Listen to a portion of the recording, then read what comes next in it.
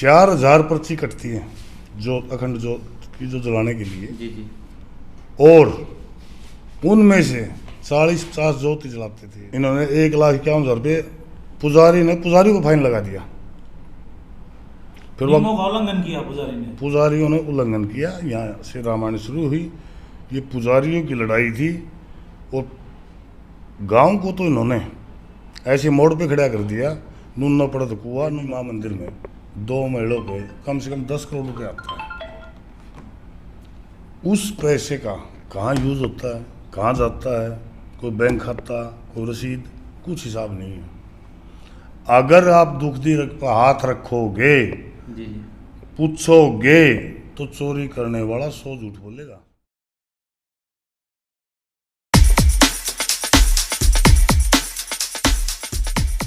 बेताब थे हम मिलने को मंदिर के पुजारी से, और हम दुआ लेकर के आगे बाहर बैठे भिखारी से। नमस्कार, मैं हूं राजवीर कुमार और आप देख रहे हो जागरूकता मीडिया, और मेरे साथ में हरियाणा बोल न्यूज़। सभी साथियों का आज बहुत ही बड़ा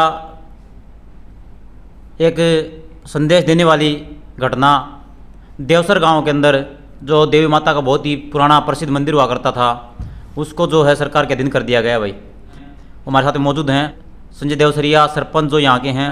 सर से बहुत सारी बातें करेंगे, क्योंकि कल हमने आपको एक वीडियो दिखाई थी जिसके अंदर पुजारी गणों ने कुछ आरोप लगाए थे सरपंच साहब के ऊपर। उनके बारे में कुछ पूछेंगे कि भाई आखिर उनमें कितनी सच्चाई है। तो नमस्कार सर। नमस्कार जी, आप सभी को चैनल के माध्यम से सभी दर्शकों को राम राम। सर जैसा कि देवसर गांव के अंदर विवाद चल रहा है, तो उसके जन्मदाता आपको कहा जाता है कि आपने उनको विवाद को जन्म दिया है, तो इसमें कितनी सच्चाई है सर? विवाद का पारदर्शिता लाना कोई विवाद थोड़ी होता है। जी जी। हम पारदर्शिता ये चाहते थे कि हमारे 1,00,000-1,50,000 हर मेले पे श्रद्धालु आते हैं, सब अपनी भावनाओं को लेके आते हैं, सबका जो मनोकामना मांगते हैं पूर्ण हो जाती है। अखंड जोत घी की जो जोत होती है इस मंदिर में, इसमें बहुत बड़ा घोटाला चल रहा था। जो 4,000 पर्ची कटती है जो अखंड जोत की जो जलाने के लिए जी जी। और उनमें से 40-50 जोत ही जलाते थे ये लोग। दूसरा, जो जैसे मैंने ही कोई मनोकामना पूर्ण होगी तो मैंने आके पर्ची कटानी चाहिए, तो कहा जी गऊ का घी की तो 1100 रुपये किलो का, भैंस के घी का 1,000 रुपये किलो का, इतना जोत का पैसा दे दो। जी सर। और जोत कौन से घी से करते हैं? जो केमिकल का घी आता है 120 रुपये किलो। जोत के पैसे की डिमांड कौन करते हैं? पुजारी करते हैं। बाहर जाते हैं, 2 ईंट ले जाते हैं मंदिर की, वहाँ अलग अलग मंदिर खुलवाने लगे। इन्होंने अपनी दुकानदारी शुरू कर दी। वहाँ झगड़ा यहीं से तो शुरू हुआ। हमारे 3 पुजारी थे, वेद प्रकाश पुजारी, कौरपाल पुजारी और रविंदर पुजारी। इन्होंने कुछ नियम बनाए थे, जो पुजारी बाहर जाएगा, ये काम करेगा, ऐसे काम करेगा, तो नियमों के उल्लंघन करेगा तो उसको हम कुछ ना कुछ वो लगाएंगे, फाइन या इनके आपस में। हाँ, इनका मामला था। हाँ, यहीं से तो कहानी शुरू हुई। तो ऐसे चलते चलते गांव इकट्ठा हो गया। गांव इकट्ठा होने के बाद इन्होंने 1,51,000 रुपये पुजारी को फाइन लगा दिया। फिर नियमों का उल्लंघन किया पुजारियों ने उल्लंघन किया। यहाँ से रामायण शुरू हुई। ये पुजारियों की लड़ाई थी और गांव को तो इन्होंने ऐसे मोड़ पे खड़ा कर दिया। नून न पड़त कुआ नून न पड़त जेरा। जी जी। ये मामला था। सर ये क्या है कि उन्होंने कुछ पुजारी ने आरोप लगाया आपके ऊपर कि भैया 51% आपने जो है की थी वो उन्होंने नहीं मानी, इसलिए उन्होंने जो है ये मतलब ये षड्यंत्र रचा गया है, आपके ऊपर आरोप लगाया। उन्होंने आरोप ये लगाया है, सरपंच साहब पर्सनल मांग रहा है 51%। उन्होंने पर्सनल बोला है मेरे पास, उनका कल का जो बयान है मेरे पास है। सरपंच ने पर्सनल 51% की डिमांड की है। हाँ, उनका कहना ये एक चीज बताओ, देवी माँ मंदिर में 2 महलों पे कम से कम 10 करोड़ रुपये आता है। उस पैसे का कहाँ यूज़ होता है, कहाँ जाता है, कोई बैंक खाता, कोई रसीद, कुछ हिसाब नहीं है। अगर आप दुख दी पर हाथ रखोगे, जी जी पूछोगे, तो चोरी करने वाला 100 झूठ बोलेगा अपनी चोरी छिपाने के लिए। ये निराधार बात है, गलत बात है। एक चीज़ बताओ आप, मैं मंदिर में जाके इन्होंने कह दिया पर्सनल पैसा मांग रहे हैं। विश्व का सबसे बड़ा मंदिर अखंड भारत माता मंदिर यहाँ बन रहा है लोहार रोड पे। जी जी बिल्कुल। जो आदमी 60 लाख रुपए की जमीन मोल लेके दान दे सकता है वो मंदिरों का पैसा खाएगा। जो बयान दे रहे हैं उनसे पूछना चाहता हूँ, ये काम हो जाएगा कि बता दो, कोई आदमी अपने हाथ धर के बता दो, अब जो आदमी 60 लाख की जमीन मोल लेके मंदिर में दान दे सके वो पैसा खाने की सोचेगा। निराधार बात, बिल्कुल जो गलत। पुजारा संघ है वो ये कह रहे थे कि भाई हमारा तो मान लो इन्होंने वो करवा दिया, सरकारी करवा दिया, ये सरकार के दिन करवा दिया मंदिर को, तो ये क्या गारंटी कि जो सरकार जो वहाँ पर जो बंदे छोड़ेगी वो नहीं खाएंगे पैसा, इसी चीज़ की कौन गारंटी लेगा? इसमें ऐसा है जी, 3 रिसीवर लगाए गए, अपने तहसीलदार साहब, अच्छा BDO साहब और AO साहब, अकाउंट DC ऑफिस, 3 ताले लगेंगे और ग्राम पंचायत देवसर की कमेटी बनेगी। जब गल्ला खुलेगा वो उनके सामने खुलेगा, कमेटी और जो अधिकारी हैं वो पैसा बैंक में डलवाएंगे। हमने दुर्गे माँ भवानी का ये कह रहे हमने 700 साल हो गए मंदिर चलाते, आज तक खाता ही नहीं खुला इनसे। हमने माँ दुर्गा भवानी का खाता खुलवा दिया है, जो एक पैसा भी आएगा, क्या सर उसका ट्रस्ट का अकाउंट नहीं है अभी तक? जो पैसा आएगा उसमें जमा होगा। ऊपर जो इन्होंने कर रखा है वहाँ न तो कोई ट्रस्ट इनका, न कोई बैंक में खाता है। 10 करोड़ आगे बैठ के बांट लिए और अपनी जेब में डालकर अपना घर न चले गए। अरे पुजारी का तो ये है, जो थाली में पैसा पड़ता है ना वो पुजारी का होता है। जो माँ की अमानत के लिए दे के जाते हैं, अपनी श्रद्धा से दे के जाते हैं, ये अपने घरों में यूज़ करने लगे सारे। ये जो देवस्थान सरपंच साहब, किसी भी ऑर्गेनाइजेशन को चलाने के लिए या किसी भी संस्था को चलाने के लिए एक समिति गठित की जाती है। तो जब हमारे कल पुजारियों से बातचीत हुई तो उन्होंने कहा था ना भाई हमारी एक समिति गठित है। नहीं, बिल्कुल निराधार बात है। देवसर चैरिटेबल ट्रस्ट नीचे की जो व्यवस्था करता है मेले की, अच्छा, जो मेले की व्यवस्था, जो खर्चा मेले का होता है, लाइट का है, पानी का है, और भी जो व्यवस्था है वो चैरिटेबल ट्रस्ट करता है। जो ऊपर का जो मामला है मंदिर का जो मामला मंदिर का है, न इनके पास कोई ट्रस्ट है, न इनके पास कोई वो है, न कोई बैंक अकाउंट्स है, कुछ नहीं है। 700 सालों से बगैर 700 सालों से बगैर ऐसे ही चल रहा है। किसी प्रकार का कोई भी लेखा जोखा नहीं है। घर की भाई बाबू लिखनिया ऐसे चल रहा है। अगर आप इस चीज़ को पूछोगे तो सरपंच तो आरोप निराधार लगने ऑटोमेटिक है, लगाएंगे चोरी छुपाने के लिए।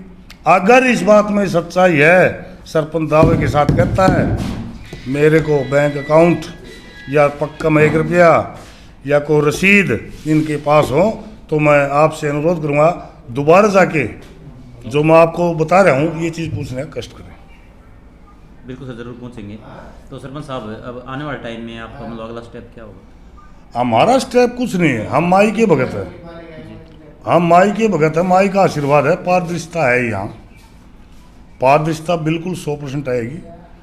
सबसे पहले तो मैंने आपको बता ही दिया, हमने माई का बैंक अकाउंट शुरू करवा दिया है। जी सर। जो आभूषण आएंगे उनके लॉकर बनवा दिए जाएंगे ऊपर।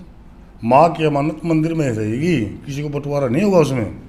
रही दूसरी बात, 1 साल पहले का मामला बता रहा हूँ मैं आपको। हमारे सेठ हैं सावड़ के BK अग्रवाल, पिछली साल 11 लाख 51 लाख का मुकुट लेके आए थे।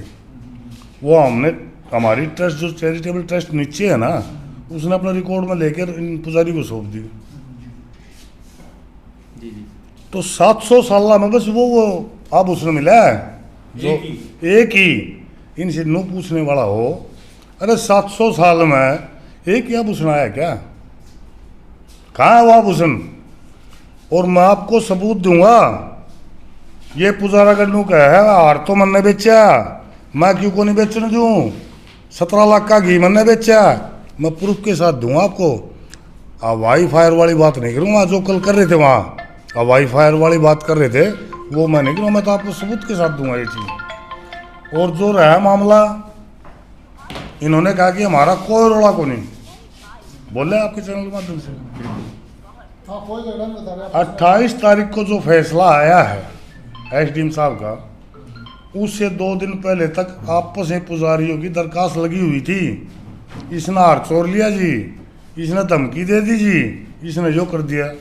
इन्होंने पता लगा कि फैसला आने वाला है और रिपोर्ट मांगेंगे एसडीएम साहब, तो उन्होंने 1 दिन पहले जाके अपनी सारी एप्लीकेशन उठा ली। वापस ले ली।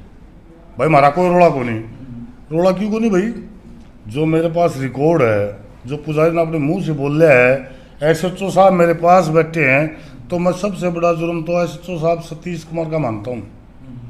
बगैर हार बरामद करे उन्हें राजीनामा कैसे करा दिया?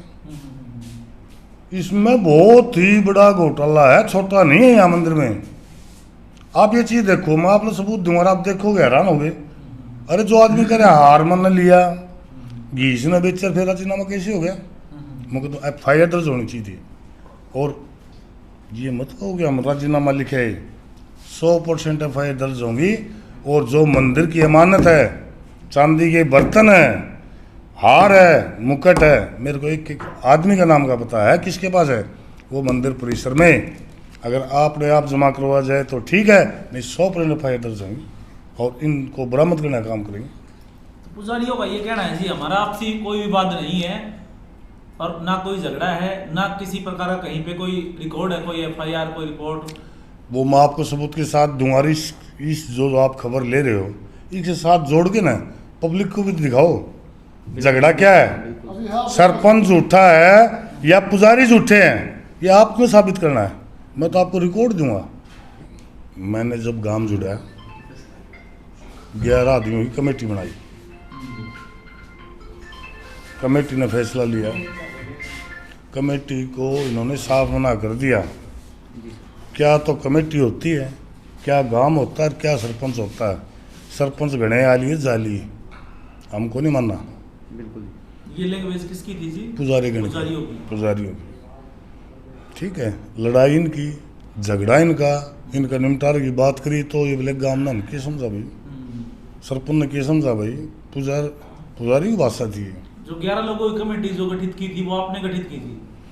गांव इकट्ठा हो गए, गांव के बीच में इकट्ठी की थी। हाँ जी। हाँ जी। तो उसको मतलब उसने पुजारियों ने मान्य नहीं किया। उन्होंने बात नहीं मानी। फिर कमेटी ने फैसला लिया, भाई इधर पड़े तो कुआ, इधर पड़े तो जेरा। ये तो बेइज्जती गांव की भी होगी, पंचायत की। थप्पड़ मार दिया गांव को। मजबूरन होके हमने ये कॉपी एसडीएम साहब को सौंपी। एसडीएम साहब दोनों पक्षों के सुन के और फैसला दिया कि इस पर रिसीवर बिठाया जाए। तो इसमें जो गाँव वाले हैं उनका क्या मत है? गांव आज मैं बता रहा ना आप लोगों को, कल आप प्रदर्शन में थे, ज़्यादा मेरे को बताने की जरूरत ही नहीं है। देवसर 12,000 आबादी का गांव है। इनके साथ 140 तो पुजारी हो गए और 10 गांव के आदमी और गए। नहीं सर, वहाँ तो लगभग होंगे सर 150 आदमी होंगे। टोटल 150 तो हुए ना, 140 तो पुजारे हैं और 10 आदमी गांव के और चले गए। कितने? 150। भाई 12,000 की आबादी है, अगर इनके साथ हैं तो 5-7 हज़ार आदमी रोड पे होने चाहिए थे।